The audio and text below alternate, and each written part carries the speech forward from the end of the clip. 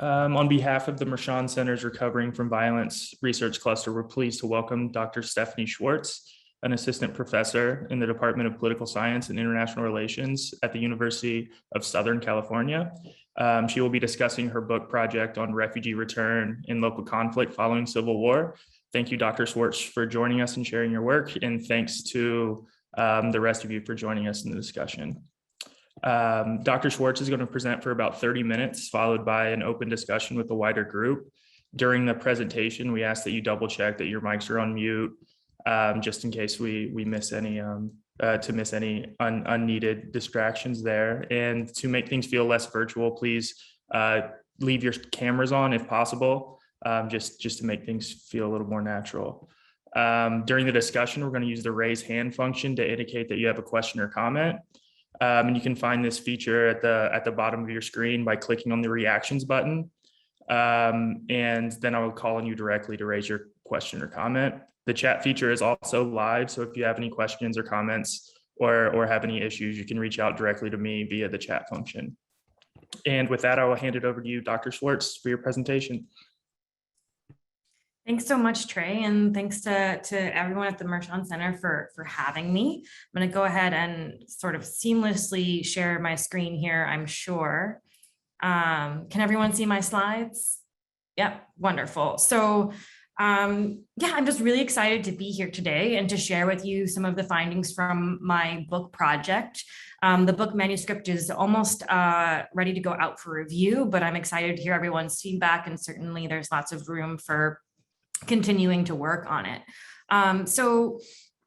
When we think about displacement today, often our first thought is to outward migration. So if we mention displacement, your first thought might be to Afghans currently fleeing the Taliban, or to the Syrian flight across the Mediterranean in 2015. And when we think about outward movement, it's usually associated with some sort of violent conflict pushing people across borders. On the other hand, refugee return is often thought of as this, high water mark of increased peace and stability. So even this past year, we have the special envoy for the Great Lakes region at the UN stating, we welcome the prospects for greater regional stability as illustrated by the return of Burundian refugees. But when we look at the ground in countries recovering from civil war, we often see a different story. And here are just a few examples. So in South Sudan, following the country's civil war and independence in 2011, tension emerged between refugees who had been in East Africa and were returning, those who had been in Khartoum in the north, and those who had remained in country.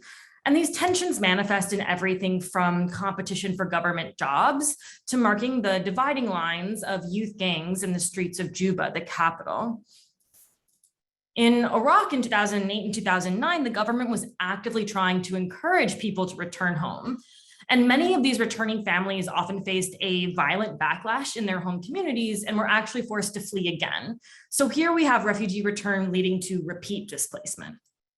And then in Bosnia and Herzegovina, some anthropologists have documented how resentment between returnees and non-migrants after the conflict was so pervasive that it actually featured in popular songs at the time. And these are not just idiosyncratic examples, but sort of representative of a widespread pattern of tension between people who stayed in country during a civil war and people who fled and returned.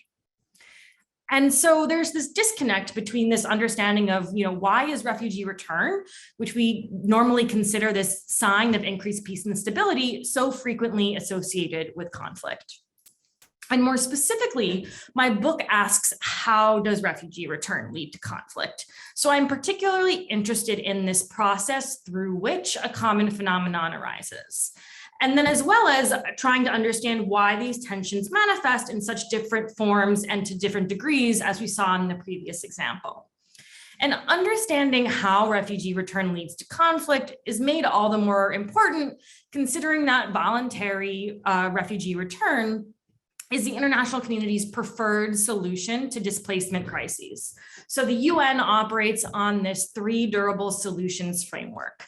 Refugees can either voluntarily return to their country of origin, be resettled in a third country like the United States or Australia, or be naturalized in their first country of asylum. And as we can see here over the past 5 years or so, indeed, voluntary return is more common than either resettlement or naturalization. And it even features in the more recent Global Compact on Refugees as a pillar of the international community's commitment to sort of refining and resolving the current approach to refugee crises.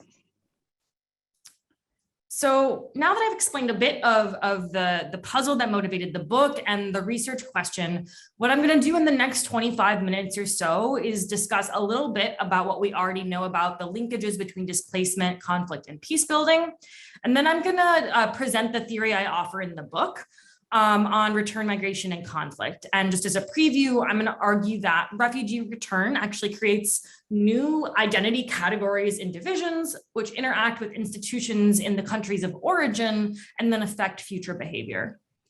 And then I'll walk through my research design and evidence in the book from an ethnographic case study of displacement between Burundi and Tanzania. And then finally, I'll conclude with some of theoretical contributions and also the policy implications from the findings. All right. So what do we know already about the linkages and the relationships between displacement, conflict, and peace building? Most of the political science research, which is sort of the lens through which I started approaching this project, most of the political science research connecting these three dynamics tends to look at outward migration. And so we see outward migration at times as, examining as outward migration as a strategy of war, but often in the study of civil war, we're looking at the question of whether or not refugee displacement across borders spreads, exacerbates, or prolongs conflict. And the mechanisms posited for how this might happen tend to rely on pre-existing divisions. For example, transnational ethnic kinship mechanisms, where you have Tamil diaspora funding Tamil rebel groups in the civil war in Sri Lanka, or demographic changes where you see movement of one ethnic group across a border and sort of positing that change in demographics across into another country might create disharmony. But these mechanisms don't necessarily help us explain why conflict emerges that cuts across those divisions, as we saw, for example, in South Sudan, or sort of new sources of conflict. Also when we're considering the differences between outward migration and the spread of conflict and return migration, we have to consider the context in which this is happening, which is sort of the peace building context. And this sort of shifting environment that is happening when countries are sort of in the immediate aftermath of a civil war. And on this side of things, there's a sort of really rich literature on both the promises and also, of course, the perils of designing post-conflict institutions to mitigate conflict. And often these studies are focused on things like ethnic quota systems or power sharing agreements. And again, with notable exceptions, are focused on these sort of static divisions, looking back at what we thought was sort of the source of conflict during the war. And even in sort of the broader literatures on civil war and divided societies, we see this strong focus on hard to change identities as the identities that matter when it comes to conflict. But I argue in the book that, we know from many other studies of politics that there is an intersection of many different identities that can affect our behavior. And the same goes in the conflict context. And moreover, sort of the process of displacement itself can change that. So I argue that to understand the consequences of refugee return, we need to take seriously two key findings from the political and anthropological literatures on civil war violence. The first is that social processes of war leave legacies that alter post-conflict environments. So processes like political mobilization, militarization, and migration change community power dynamics such that the landscape for political contestation after a war might actually be different than it was during the war or before. And the second is that violence during civil wars tends to manifest along local cleavages, right? So the actual experience of violence who it is directed at and why may be connected to clan rivalries or land conflict or personal grievances, in addition to sort of the national narratives that we're paying attention to as well. And so these are the two sort of founding assumptions that I build my theory on. And what I do in the book is I offer a two-part theory of return migration and conflict. And at first, I'm going to argue that return migration after civil war creates new identity cleavages based on where individuals were during the war, in country or abroad. Essentially, this process of population movement creates the opportunity to categorize people in new ways. And these categories might be further subdivided by the era of flight or the host country in which refugees were in, or even the relationship between the host and the home country. And the mechanism that I posit here is through shared experiences and narratives of displacement. So for individuals living abroad, the shared experience of adapting to a new environment, maybe learning a new language or sort of surviving under a new regime, combined with the very act of leaving together, signals an in-group belonging, in contrast to those who remained in country. And the same goes for people who stayed, right? So people who stay in country may have collective experiences of fighting on either side in the war, or just adapting together to survive under regular attack. And on both of these sides, we tend to see common narratives emerge. So for those who stayed, it's I stayed, I suffered for the country, and you fled. You know, you don't deserve the dividends of peace, as it were.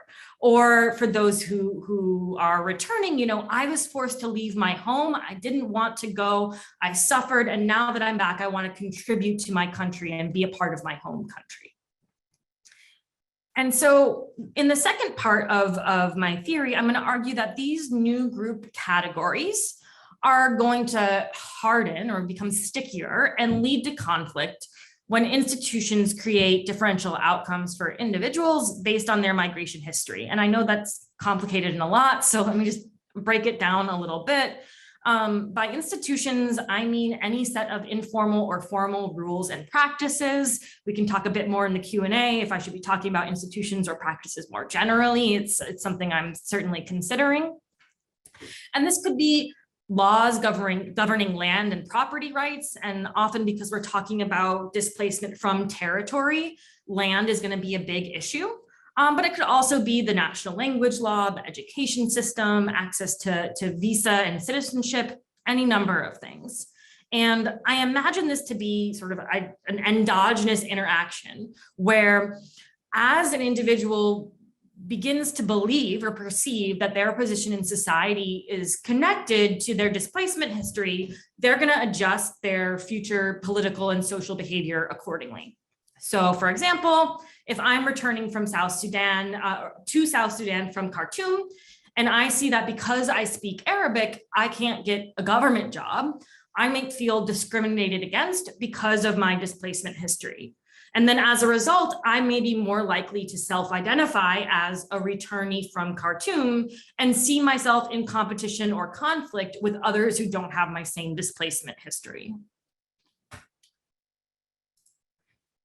So I developed the core insights for that two-part theory from my own observations living and working in South Sudan around the time of independence. And then in the book, what I do is I use an ethnographic case study of displacement between Burundi and Tanzania to see if the theory holds in another environment. And I chose Burundi for a number of reasons, in part because it's a particularly hard case for my theory. So unlike in South Sudan and Burundi, displacement trajectories tended to align sort of with ethnic divisions. With primarily Burundian Hutu fleeing to Tanzania. So in expectation, return migration will be much more likely to exacerbate ethnic divisions than create the new divisions that I'm imagining in my theory will be created by return migration. And I conducted research on both sides of the Burundi-Tanzania border. First, sort of in 2014 and early 2015, I was working in Burundi in Makamba province here to try and understand how refugee return following Burundi's civil war affected local community dynamics, and if I was seeing signs of these new displacement-based cleavages. Then during my fieldwork in 2015, Burundi faced this renewed national crisis, this so-called third mandate crisis. The president, then President Nkurunziza, decided to run for a very unconstitutional third term in office. This resulted in mass protests and then repression, and coincided with hundreds of thousands of Burundians fleeing again to Tanzania. And so in the second part of the case study, what I look at is whether prior experiences of refugee return influenced individuals' decisions whether or not to flee again when faced with this renewed national crisis. And at that time, I was working with refugees who are on the Tanzania side of the border. As I mentioned, I use an ethnographic approach for the book project, and you can see me here deep hanging out in Nyaragusu refugee camp, playing a very complicated game that I'm not sure I still understand the rules to. But I use an ethnographic approach because it's particularly suited for this project. In particular, my theory is trying to understand the process through which identity formation changes over time. And what ethnography allows me to do is to capture how individuals construct the meaning behind their identities without imposing external categories like we often have to do when we're doing sort of mass survey work. And I collected a number of different types of data, from semi-structured interviews to field observations. And then I also use a technique called participatory map making, which is quite common in anthropology and has been used quite a bit among political scientists as a tool to understand social transformation after civil war and migration trajectories.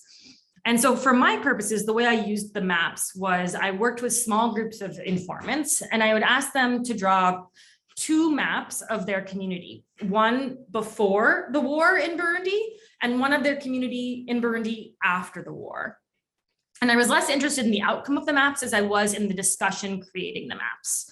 So as they're drawing these maps, I would ask them, who are the different groups of people in this community at this time? What were the major issues in this community at that time? And if my theory was correct, I would expect that before the war, we might see folks highlight, ethnic groups as the primary groups in their community. But after the war, we should see some sign of displacement-based categories on the maps, essentially. And so before I delve much deeper into the data, I want to provide just a very Reader's Digest version of the history of displacement between Burundi and Tanzania, so everyone has a bit of a context. So there were since independence, there have been three primary instances of outward displacement from Burundi to Tanzania. First, in 1972, the Tutsi-dominated government commits what's been called a selective genocide against the Hutu population. And we see hundreds of thousands of primarily Burundian Hutus flee to Tanzania. These folks tend to stay on the Tanzania side of the border, though there's some sort of circular migration in the intervening 20 or so years. And then again, in 1993, at the start of Burundi's civil war, we see hundreds of thousands of, again, primarily Hutu Burundians flee to Tanzania. The war starts to come to an end around 2000 when we get the beginning of peace talks. And from around 2012 to the end of 2012, 2013, we see this steady flow of return migration from Tanzania to Burundi. And then finally, as I already mentioned, in 2015, we have this third mandate crisis, the president running for a third term.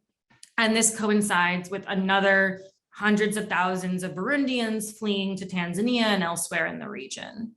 And so in the book, I'm looking first at how return migration after the Civil War affected local communities in Burundi. And then I'm looking at whether those prior experiences of return affected renewed cross-border displacement in 2015. So what did I find?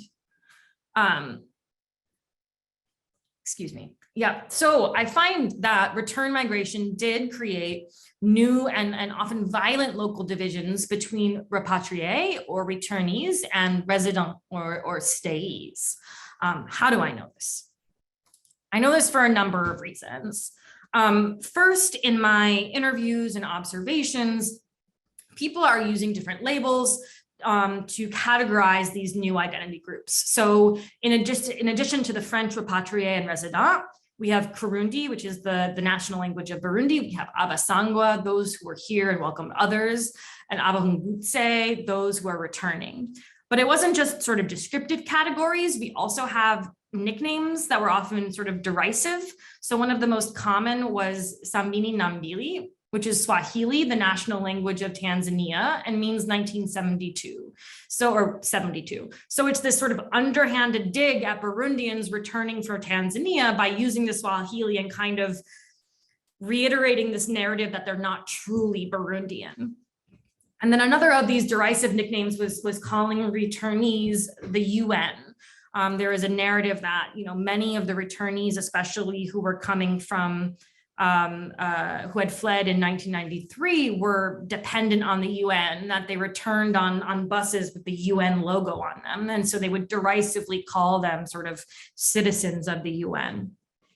And this is not to say that people didn't talk or use the labels of ethnicity. Indeed, they very much did. And I heard much about the Hutu and the Tutsi and the Twa. But I'm often hearing about the labels of displacement in connection with or separately from ethnicity, suggesting that these displacement divisions layered on top of or complicated ethnic relationships in the country. And then in addition to the group labels, people would assign sort of stereotypical characteristics to people in these different displacement-based categories. So people would say, that person's a returnee for sure because they're speaking Kirundi with a Swahili accent, or they're mixing Kirundi and Swahili. Or that woman is definitely a repatriée because she is carrying her baby in a cloth that's wrapped diagonally across her chest. And here in Burundi, we carry it sort of horizontally, or only Burundi women ride bicycles. And so here we're sort of attributing even characteristics, mutable characteristics that could easily be changed over time as sort of to categorize or differentiate between these people. And then what I find is that in the environment following Burundi's civil war, there were a number of institutions that made these group divisions between resident and repatriate particularly sticky. People would talk about land and property ownership. They would also talk about education, international aid, and a number of other things. I'm going to focus on land and property ownership for now, but I'm happy to talk about some of the other institutions in the Q&A as well. I think it's really important. But in Burundi, the vast majority of people are smallholder farmers. And so they really depend on land for a living, and land is also patrilineally inherited. So you would get situations and stories where people would say, I had a nephew or a son who fled during the war. And when they return, they come into conflict with a father or an uncle or a cousin who had stayed in country during the war, fighting over the same tract of land. And they would talk about this conflict using both the labels of family, a nephew, a cousin, or the one who stayed and the one who fled. And sometimes I would have to, ask people, when you're saying the one who stayed, is that a neighbor? Is that a family member? Who is this? And so we're using these labels and they're being solidified through this land conflict. In addition to this sort of informal inheritance structure, there's also a very formal institution called the National Commission for Land and Other Goods, and it's known by its French acronym, the CNTB. And I do a full sort of case study of the CNTB in the book, and I'm happy to talk more about it. And it's certainly not the only institution of its kind. There are many other similar institutions or rules put into place in other post-conflict environments that are designed to allegedly facilitate returnees coming back after a conflict. But, on paper, this commission was seeking to assist repatriés as a sort of form of restorative or transitional justice for having been forced to flee. But what happened in actuality was that those returnees who could associate themselves or prove that they had been gone since 1972 ended up being sort of favored over everyone else, in part because they had been gone for so long. Many different actors felt they needed more assistance in reclaiming the land, but also because the now ruling party were sort of the sons and daughters of the victims of the 1972 genocide and tended to side with these folks. On the other hand, residents or people who had stayed in country tended to have an advantage over the so-called 1993 returnees or 1993 cohort, in part because we all, as good political scientists, know that defense can be a little bit easier than offense. And if they're already on the land, it's much harder to kick them off the land, right? And so even if the CNTB decided in a repatrié's favor, the residents could just stay on the land and say, if you want to take it, make me, force me. And this is where we end up seeing a lot of violence or threat of violence in order to get someone off the land, in order to take it over. And violence between returnees and non-migrants manifest in everything from cutting down each other's crops to allegations of witchcraft, and also attacking and killing people. And at the time, in the years following during Burundi's years as the poster child of peace building, there was a widespread conflict in the countryside over land and property ownership. And this also shows on the maps that I had been talking about before. So here's an example of a group. I know they're kind of hard to see, and you don't need to know what all of these things mean. I'll walk you through it. But this is a map of the community in Burundi before the war. And this is meant to be a map of the community in Burundi after the war. And so some important things to note here we've drawn soldiers fighting, and they're labeled as Tutsi and Hutu soldiers before the war. And then after the war, what they've done is they've featured here people, returnees coming back from the war. And over here, they've shown the CNTB, and people are in court trying to claim land. And then on other maps, we actually see people fighting over land. So here they've labeled houses for different houses for different returnees and residents. And then over here, they've shown them literally fighting in the fields, trying to reclaim the land. And this group was particularly adamant that the violent conflict between the residents and the repatriates needed to be prominent on the map. So hopefully what I've shown you so far is that displacement-related categories following the war existed. There was already violent conflict between returnees and residents prior to 2015, and this was perhaps worst for the so-called 1993 repatriates who were unable to claim land after the war. So then what I look at is whether this experience of return and these local level conflict following return influenced Burundians' decisions whether to leave when faced with this renewed crisis in 2015. And at the time, this was not on sort of the radar at all. The assumption in the media and particularly among humanitarian actors was that the Burundian refugees were fleeing this third mandate crisis. It was clear in the capital of Bujumbura, there was mass government repression against protesters. And so the assumption was that this is why people were fleeing. But what I end up finding is that actually the experience of refugee return shaped both sort of the character and the timing of refugee flight. So in the early months of refugee cross-border movement in 2015, we tended to see far more repeat migrants, or the former repatriés who I was just speaking about, sort of fleeing immediately when the conflict broke out. They also tended to cite the consequences of their prior return as their reasons for leaving. And many of these folks who I spoke to in Tanzania wanted to leave before 2015, but sort of saw the national level crisis as their opportunity to hop across the border and be allowed to stay in Tanzania.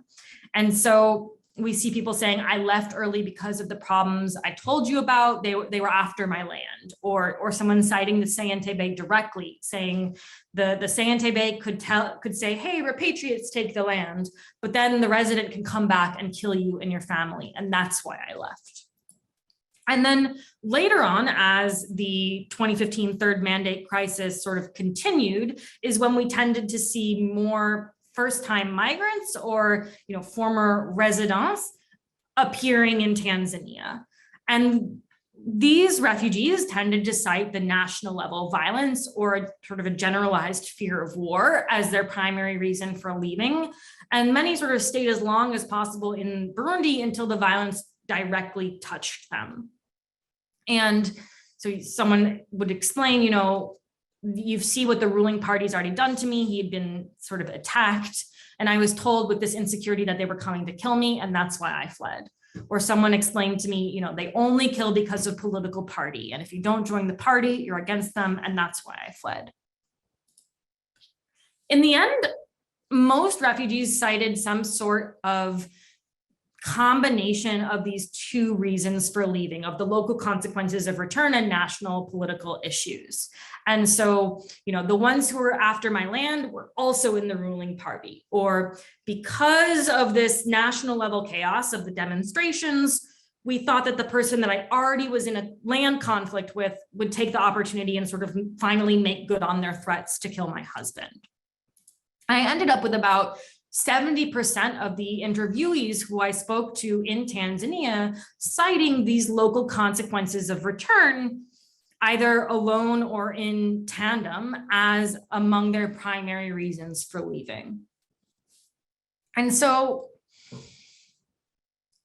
taken as a whole, how do these findings advance our understanding of identity, civil war violence, and forced migration? I think that the book has three primary contributions to this effect. The first is that, particularly in the IR literature on civil war, the theories linking displacement and violence focus on this outward refugee flight. And what the book does is develop a theory that not only explains the character of return-related conflict, but also sort of its prevalence that had previously been overlooked in IR approaches. The second is that the book advances our understanding of the role of identity in conflict. And when we study identity in divided societies, we're so often talking about those identities that we assume to remain static. And what the book demonstrates is that situational identities of returnee and stayee matter, and they matter precisely because they can be constructed in such a short period of time, often when a country is particularly vulnerable in the process of recovering from civil war. And then finally, the book demonstrates some of the connections between the local consequences of refugee return and repeat cross-border displacement. And in so doing, kind of demonstrates how looking inside the box or the black box of a state and what is happening at the local level then influences these future international outcomes that we're particularly interested in. And there are also sort of a number of implications then for policy. As I said at the beginning of the talk, voluntary refugee return is the international community's preferred solution to refugee crises. And we're not just talking necessarily about voluntary return today either. We're seeing a lot of increased, let's call it less than voluntary return of refugees. So we can see this with the US and Haitians currently at the border. We can see it with pushbacks in the English Channel, and we've seen it between Turkey and Syria for quite a bit. And the underlying assumption here is that if states can get people to go home, they will stay put. And the book's findings clearly demonstrate that that's not the case. And so it sort of invokes the need to rethink and innovate how we understand the role of refugee return in conflict and what quote unquote durable solutions actually mean. So with that, thank you and thanks for listening, and I'm excited for the Q&A. Awesome. Thank you so much, Dr. Schwartz. That was great. And just a reminder, please use the raise hand function, and I will call on folks as they come through. If you, for whatever reason, can't get your mic to work or can't find the raise hand feature, feel free to direct message me in the chat box and I can raise your question for you. We're particularly interested in hearing from graduate students or undergrads. So if you're on the line, please raise your hand. that would be appreciated.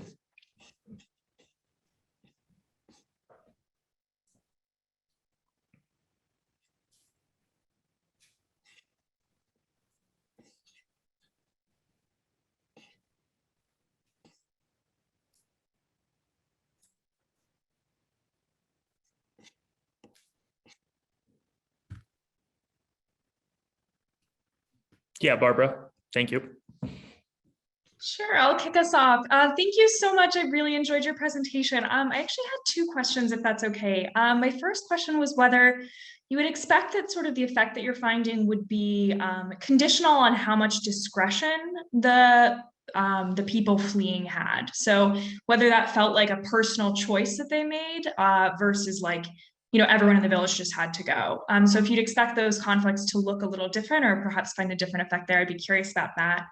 And then my second question was whether you think that these divisions will persist on into the next generation. So do you think this will be a continuing source of conflict, or is it mainly going to be sort of when the generation who did this themselves dies out, these divides will slowly fade? So thank you very much. Thanks, Barbara. I think those are really important questions. So on the first one on whether sort of there are folks who had decisions to make and those who couldn't, I think one of the most interesting aspects of this is looking at the geography of who fled first. So the violence that was being reported in the media, it was like the first time Burundi made the media in many, many years. It was the violence that was happening in Bujumbura, in the capital. But when we look at who fled first, it was folks who were in Makamba province and at sort of on the border. And at that time, there was no sort of on the surface violence happening in Makamba. So in fact, yeah, these people did have a choice of whether or not to go, and they were actually among the first to leave. Whereas we don't see people flee Bujumbura until much later. And it's not like they're fleeing to a different location that was closer. They're not showing up in Rwanda either at that time. And so I think that's sort of like an additional part of the evidence for why the impact of return was so important. And thinking about whether these divisions are going to persist on into the next generation, I think it really depends on the continued role of the CNTB and the Land Commission, and how much the local government is going to choose to continue to use these delineations of returnee and non-migrant. And so it could be that in a generation or even 10 years, these divisions aren't there anymore and they're not prevalent. But I think that it would similarly be a mistake to discount their relevance in a certain period at a certain time. Not that that's what you're implying, but I think that,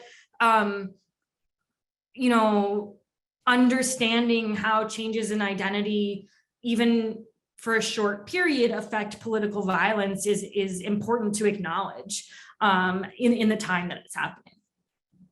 Thanks for your questions. Thank you, Barbara. How about Karis? Thank you so much for this talk. It was really insightful, and I'm very excited to hear about it.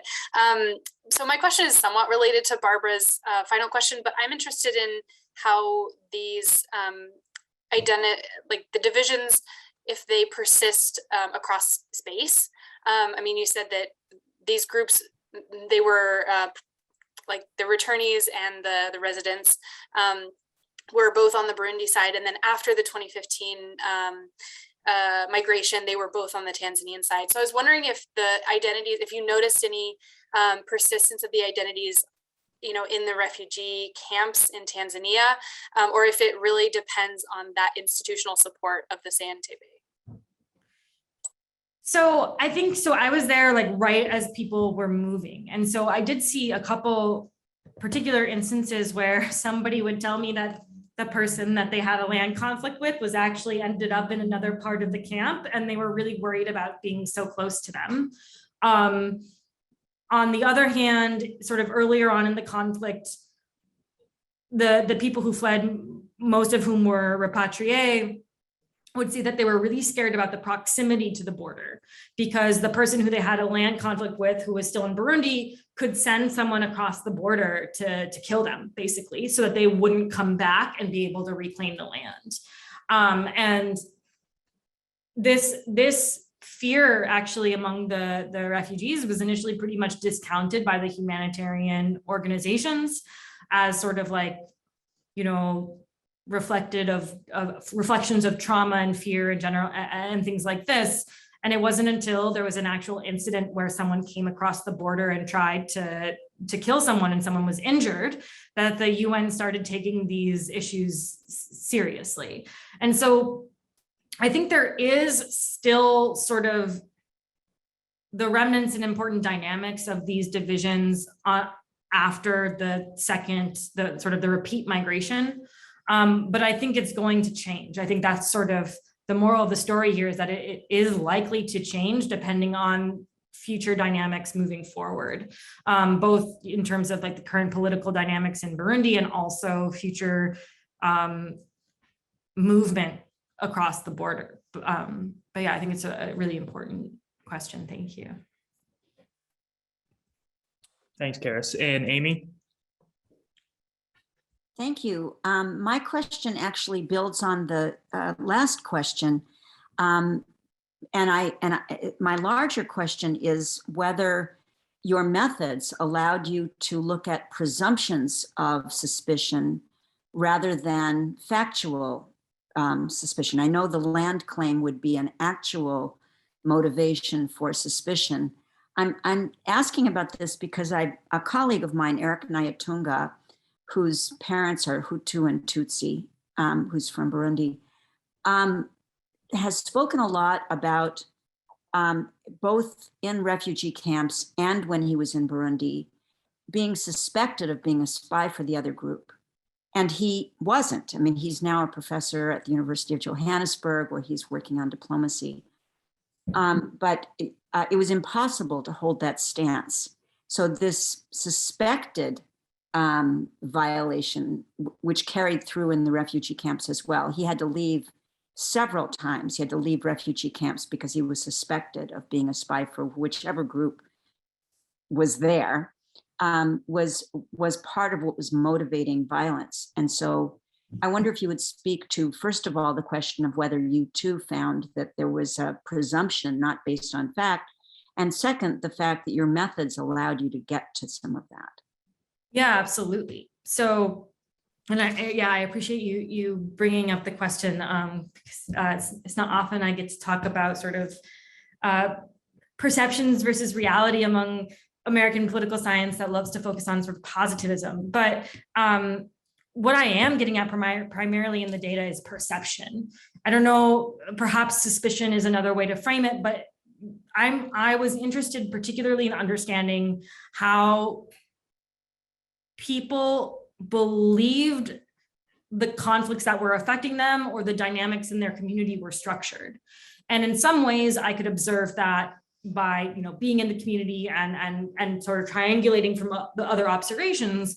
But in terms of having access to direct confirmation of who was on either side in a land conflict, that was particularly difficult because that data was not sort of kept particularly well, and nor was I allowed direct access to it by the ruling party, who tried to keep it under wraps. And so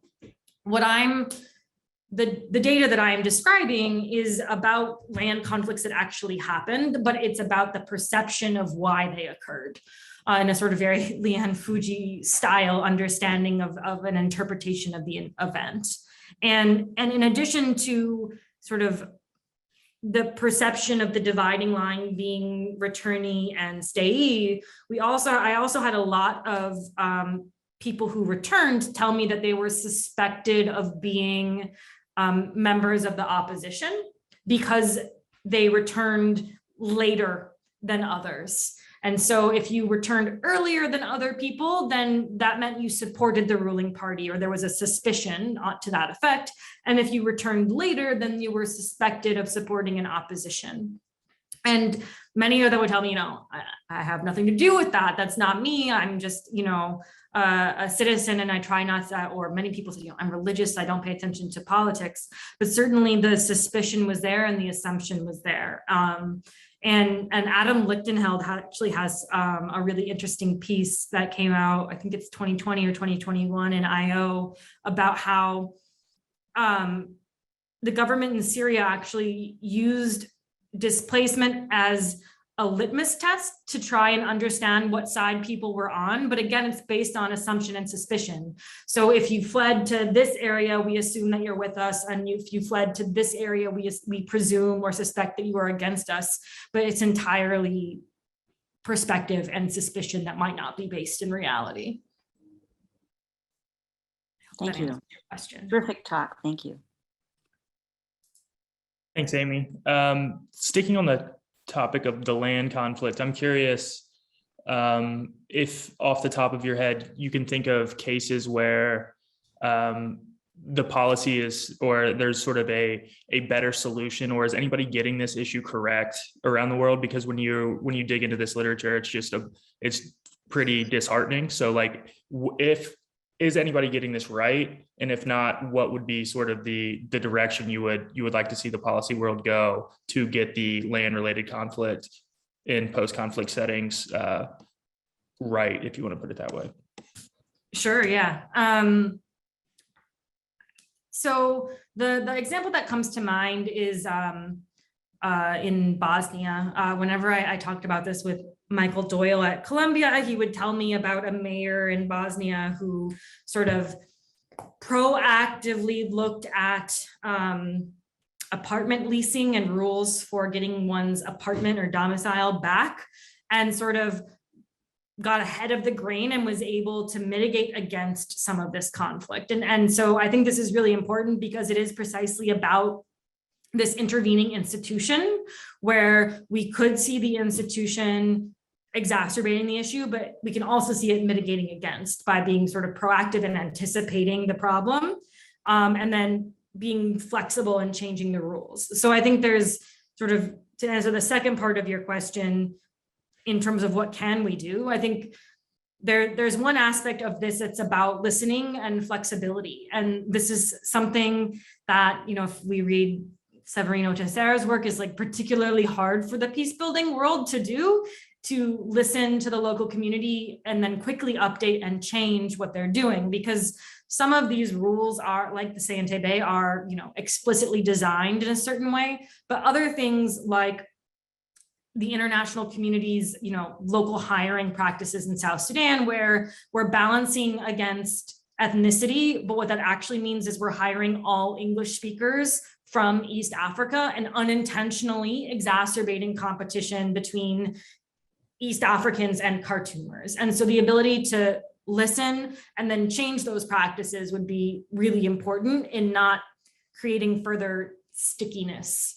But I think the bigger picture is that no matter what, if we have these mass voluntary returns, and we do sort of need to protect individuals' right to return if that is what they choose. And a lot of the studies coming out of Syria do suggest that people do want to return if it is safe to do so. We need to try and at least do so in such a way that is least likely to create divisions with the local community. So I think Yang Zhou and Andrew Shaver's recent work on the role of development in mitigating against conflict and outward migration could have some important implications here in terms of using the opportunity of refugee return to work on good outcomes for entire communities. But I also think that the 3 durable solutions framework and the emphasis on refugee return is often not what refugees want. People who have been displaced for 30 years don't necessarily feel a strong attachment to their home country.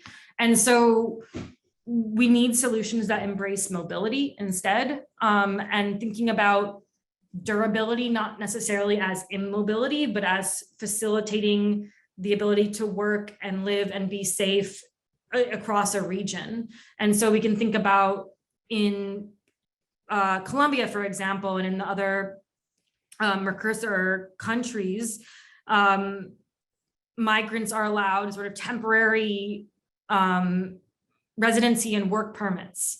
And actually, I think in Colombia, the president now agreed for Venezuelan migrants who don't technically qualify as refugees under the 51 Convention, but are recognized in the Cartagena, the regional agreement, to stay for 10 years, subject to potential renewal. And so finding medium-term solutions like this that allow people to succeed in their life, to work, to remain healthy, and maybe then be in a better place to return on their own, sort of not in a mass movement, but when they're ready, is really sort of the way we need to move forward on the refugee policy side of things. Excellent, thank you. Again, please raise hands if you have questions. There's a couple here in the chat that I can read. From Mandy Ortega, what lessons learned could you share, and how much do you think these lessons, I'm guessing here, can be used for other cases, future or somewhere else? Yeah, so when I started getting interested in this project, it was because I was in South Sudan and I was seeing these things. I was working with a local diaspora organization that sort of a peace and conflict think tank, staffed by South Sudanese who happened to have returned from the United States. Quite a lot of resources to contribute to the new country, but we're sometimes or often accused of being like the Americans, and then we're sort of rejected from the conversations around state building. And I would talk about this with other friends in the peace building community, and they would tell me, something like that is happening in Libya, but it's actually like a little bit like this, and it's a very specific thing about what's happening in Libya. Or actually, we saw a lot of that in El Salvador, but it's, and this is the specific venue. It was, and if you didn't know the idiosyncrasies of the situation, you might not see it as a broad pattern. And so I guess my argument is, in part, these are a broad pattern. These are interrelated. They're interrelated as a consequences of mass refugee return.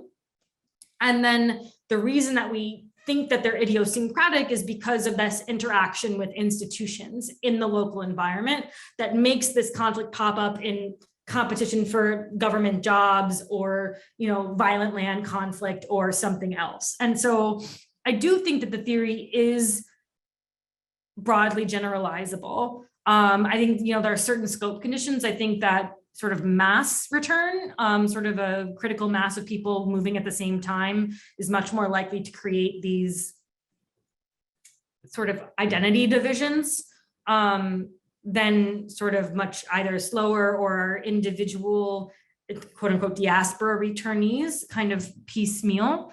So I certainly think that is like a scope condition on where this can apply. But I think the lessons generally about, that as in response to Trey's question about flexibility in institutions and thinking about medium-term solutions are pretty broadly applicable.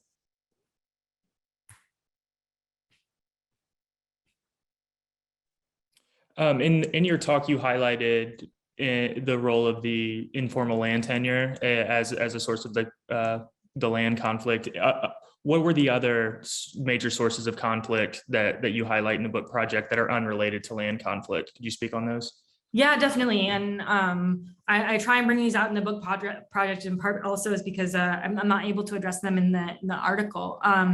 But so, for example, the education system was a big issue. So refugees in Tanzania tended to be learning in English and Swahili instead of French and Kirundi. So many of the children going back to school in Burundi had a hard time adapting in schools and were, bullied by people in schools or ended up dropping out of school. And so there was this sort of frustration among the returnees that the children weren't able to stay in school, or that their diplomas that they got abroad, that the government refused to recognize them, for example. Another practice more so than institution was the role of international interveners.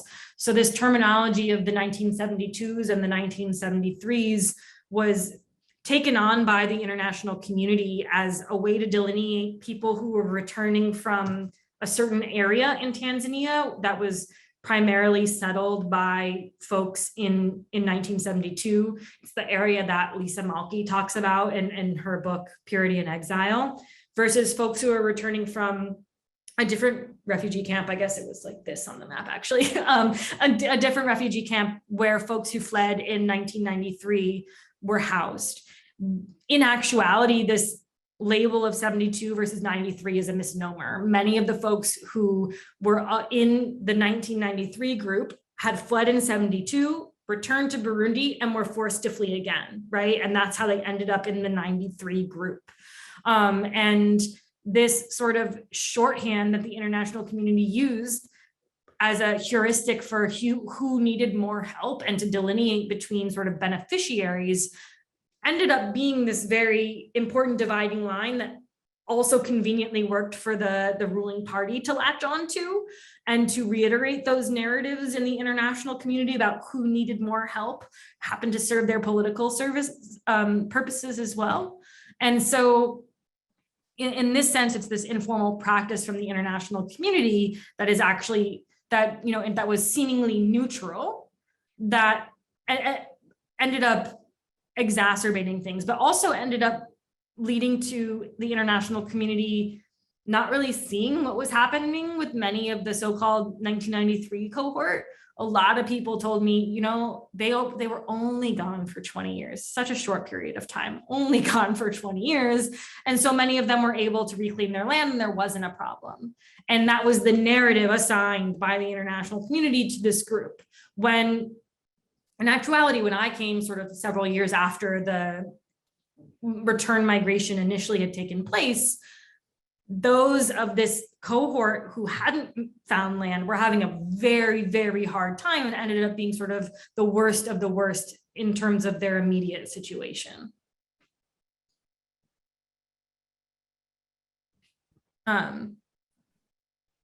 Excellent, thank you. Any questions from the audience? I can keep asking my own questions, but that feels selfish. I can show more maps. Well, I love maps, so again.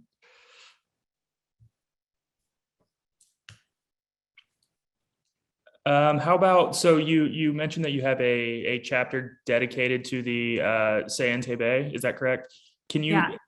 So I'm interested in the role of the international community in pushing that type of organization to manage return, and sort of and more generally, the interaction between sort of domestic politics and institutions and the international community's sort of role in trying to push things. If you could speak on that general topic, that'd be great. Yeah, one of the things I found really interesting is I sat down with one of the sort of government officials leading the Sayente, and he basically decided to give me a lesson in international law, transitional justice, and basically using all the buzzwords of the international community to defend this rules that they had put in place that were clearly creating violence, right? And to justify as what was fair. And he was very much using a rhetoric and a narrative that, given my own positionality, right, as an international intervener type, to justify what they were doing, probably knowing full well that it was actually a political imperative. And so what ended up happening is that the sort of initial iteration of the Sayente tried to split land generally. If there was a conflict, okay, we're going to share it and it's going to be okay. And while no one was particularly happy, there wasn't a ton of violent conflict. But then the head of the Sayente died, and the person who took it over was a bit more strongly associated with the presidency and with the ruling party. And they decided to both reopen cases and stop the policy of splitting the land and return all of the land to the repatriates. And they justified it using this transitional justice international framework. And that ended up creating really a lot more violence and a lot more animosity between these two groups. So I use that sort of internal variation in the case study to emphasize the role of these practices and institutions in hardening the divide between returnees and non-migrants, and also bringing them into conflict. And you're absolutely right that it gets wrapped up in sort of, Devin Curtis has this really interesting work in Burundi about how the international narratives of peace and peace building get co-opted by local parties for their own purposes. And that was definitely at play here as well. Super interesting. Thank you. Dorothy, you have a question? Yes, this is so interesting. Thank you. And why we did not have this on our radar before as an obvious issue is a question. So I think it's great to have a general argument about it. I have a question and I had to dip out for a moment. So maybe you addressed it or maybe your data doesn't deal with it. But I'm wondering how kinship relations might cut across this divide, where at least in some cases, some members of the family are leaving and others are not, whether that's an extended or a nuclear family group. And over long-term situations, there might develop various kinds of synergies, certainly between the ones who go and the ones who stay. So I wonder how that may complicate the picture in certain situations. Yeah, absolutely. I think the kinship divide is really central to the story here. And a lot of people would talk about, because land is sort of inherited through the family, and there's already this competition between brothers or uncles and nephews for land, how then if you were on the land, if you stayed and you sort of had an advantage, and then you have a member of the family coming back, then you ended up in conflict with them over the same piece of land. And a lot of the land conflict in Burundi is between families. They sort of call it the war of brothers. And there's two different views on this. One view is that this land conflict is therefore about families and family structures and not really about refugee return. My argument is that actually it's exacerbated by refugee return, and the return becomes a sticking point between families, another way to divide families as the returnee, or to sort of other someone in the family as less deserving of the land, and an impetus towards violence. So I think both things are at play, but I also think the evidence of talking about someone in your family as the one who stayed or the one who returned is sort of further evidence that this not only cut across ethnicity, but it cut across family at the time. And so even if that's mutable and changes, and you later kind of lose some of the stickiness of the returnee stay identity, at that time, it was particularly important. It might also, however, I guess I was wondering about it going the other way.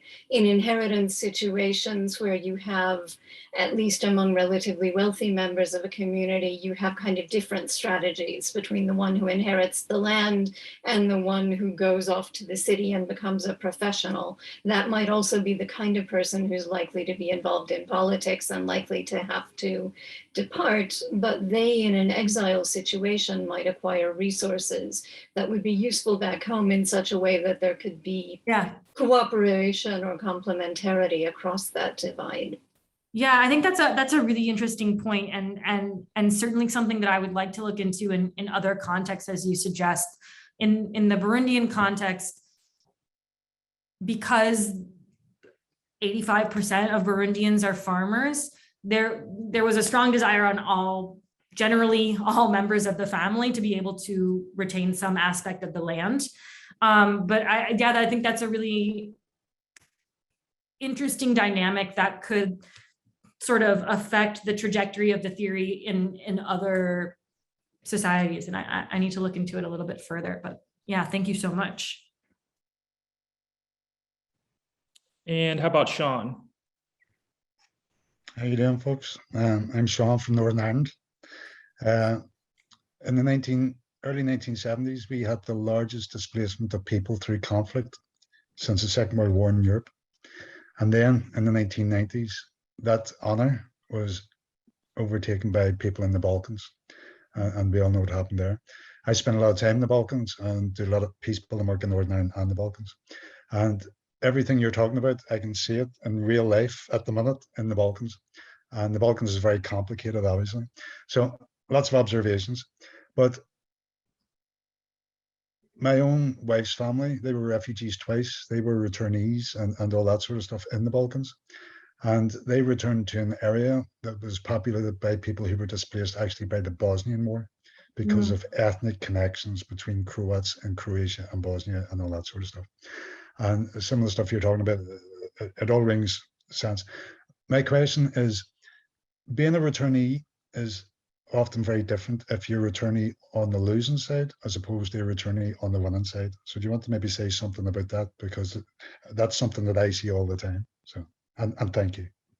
Yeah, I think you're absolutely right. And I think one of the things that I need to make clear in the book is the ways in which this dynamic that I'm trying to highlight layers on top of and maybe nuances those existing divisions, particularly like winning side or losing side, or, you know, ethnic group in power, ethnic group, minority group excluded from power, whatever it is, and maybe can be utilized by those groups towards political ends as well, or simply complicates those relationships, but doesn't necessarily negate them. So in a context like the Balkans, I wouldn't necessarily expect for these dynamics to overtake some of the like really long divided structures that have created like the winning side and the losing side. And I think it's going to be, you know, much more clear in a place where returnees are on the losing side to see, you know, predation on returnees by the government, which is like what we're seeing in Syria right now, right? Is this very explicit predation on returnees, and not necessarily like new identity divisions, but just a way for the government to co-opt or repress people who they think are not on their side. And so I think you're right that this sort of winning and losing side dynamic makes a big difference. But I think one of the complicating factors from the outside is knowing who the winning side is perceived as in the local country. So in Burundi, on the national level, on the surface, the winning side was the returnees. The winning side was the Hutu nationalists and rebel groups who had come back from Tanzania, who you know, Lisa Nalki had been working with and had this sort of, you know, Hutu nationalist agenda and come in and ended up leading the country.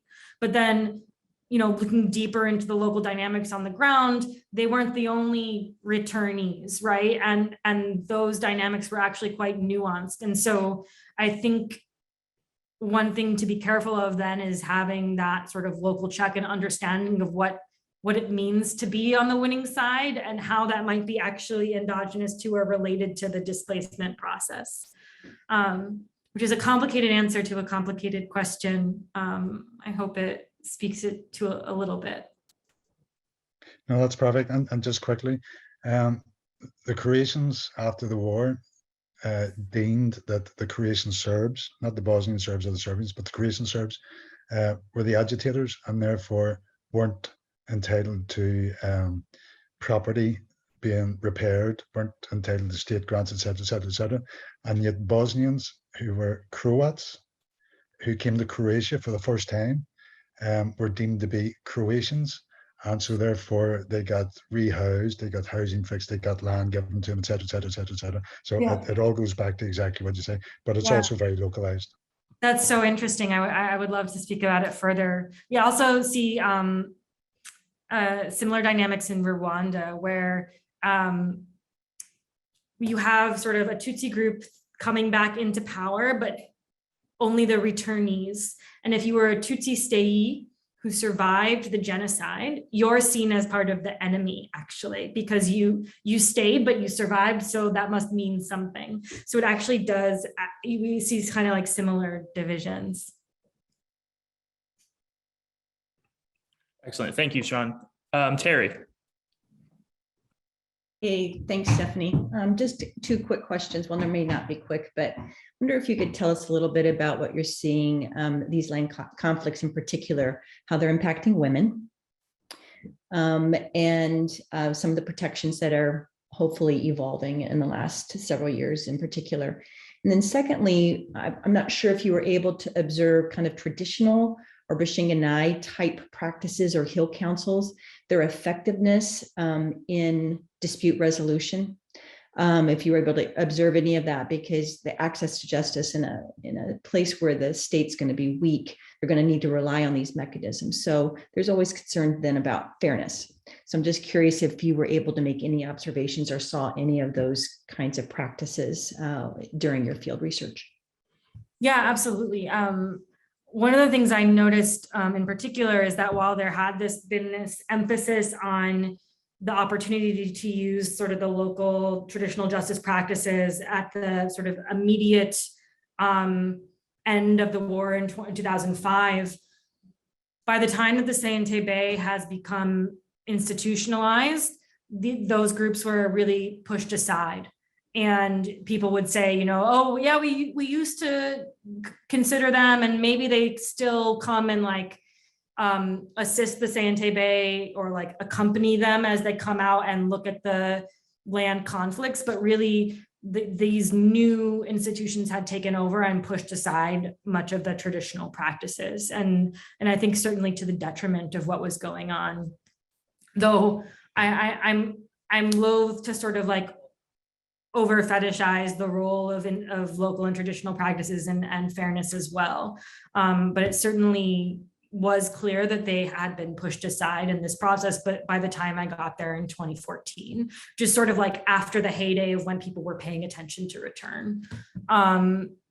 In terms of women and gender, there were a number of ways in which gender sort of intersected with the land conflicts, as I'm sure you know or can anticipate. In particular, in Burundi, men can and do take on multiple wives, or sort of in a communal sort of way, and you would often see women who were considered like the second wives being particularly in jeopardy, and their children being particularly in jeopardy as someone who presented a threat to other sons. So it wasn't necessarily just, me in conflict with my cousin over inheriting the same land, but, someone in conflict with their own half brother because they were seen as potentially a threat to the land. I also interacted with a number of women who ended up fleeing really early because they were in situations where they were like a second wife or perceived as a threat by the other wife. One of the institutional and structural issues there is that women can't or couldn't inherit land, right? And they couldn't have the official property ownership. And there were a lot of organizations at the time that were, or international organizations, aware of that and working on the problem and working in this to sort of codify land and property rights in a way that included women. And I think by the time that I left, that was still underway. But I also think that some of the gender dynamics there are on the other side of things, where because we're looking at patrilineal inheritance, we're looking at oftentimes young men being particularly targeted by the violence and at threat. And I think that can often get lost in the conversations around the gender dynamics of these conflicts as well.